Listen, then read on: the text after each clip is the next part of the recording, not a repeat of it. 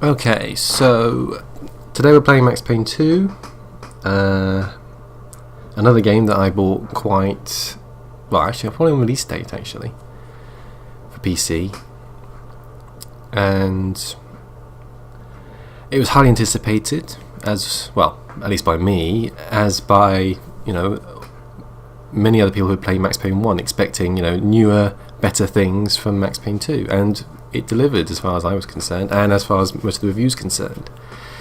But what surprised me most of all is that it was not as successful as the first. It did not do as well, and it's strange because if you look at it, it was a big upgrade from Max Payne 1. They upgraded the engine, they upgraded the models. They were not gone over the big blocky heads. There were more polygons involved in the models.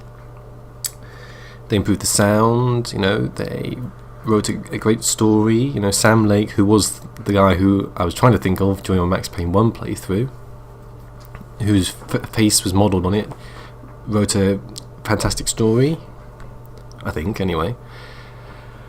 And, they improved a lot of things. They added, what was it called? Havoc. That's it. The Havoc physics engine. Put my teeth back in. And that added for even more comedic effects. The number of videos I saw where the bodies are tumbling through the sky, the physics were being used for great and comedic effects. Comedic effects. Sorry. Excuse me. It was a lot of fun, and that's what Max Payne inevitably was. Yes, it was a good story. Yes, it was. It was a good action adventure, but at the same time, it was fun. It was fun to watch people fly through the air in slow motion and being shot to death by round after round after round. It was good fun to watch. And Max Payne 2 is exactly the same. Now, one criticism of Max Payne 2 is that it's shorter than Max Payne 1.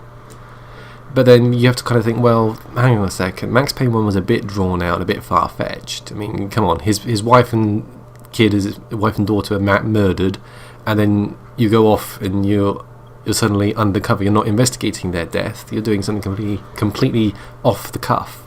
You're investigating where the drug comes from, and then you find out it's connected to you and your wife, not to you, to Max and his wife and his daughter. And then it sort of goes into secret inner circle territory and Men in Black and all that kind of stuff, and it just gets a bit sort of out there, and I'm pushing my hand towards out to my right and saying it's out there, it's way, way out there. So, but then and then Max Payne 2 basically is a condensed version of it. It's still quite interesting. It's still quite gritty and noirish, which is perfect for what I like in terms of a game. But that was one of the things, and it was also good in the sense that because Max Payne 1 was quite drawn out, you didn't really want to play through it again and again and again. And there were 3 difficulty levels which unlocked as you went through. So you started off at Fugitive, you unlocked the next difficulty level, then you unlocked the next one.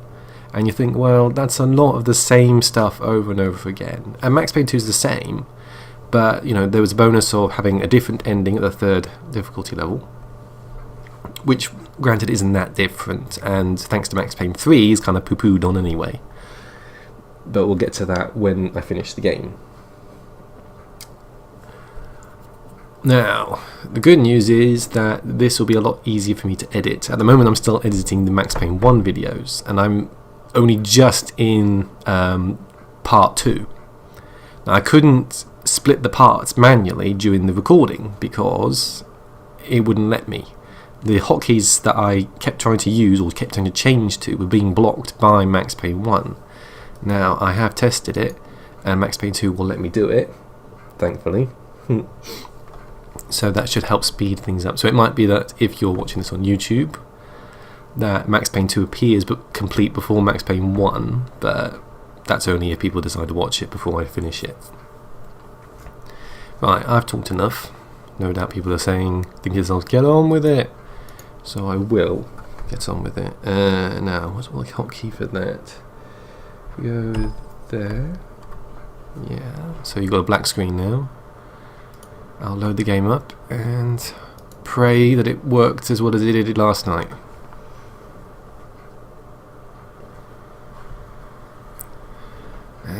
Yep, here we go.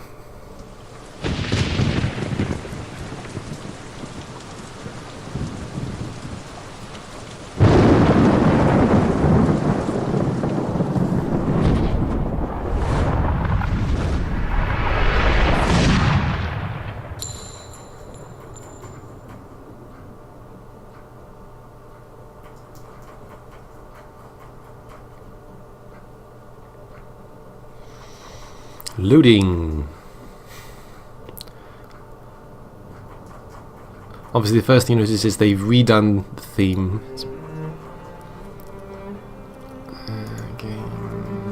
I'm going to have auto aiming on.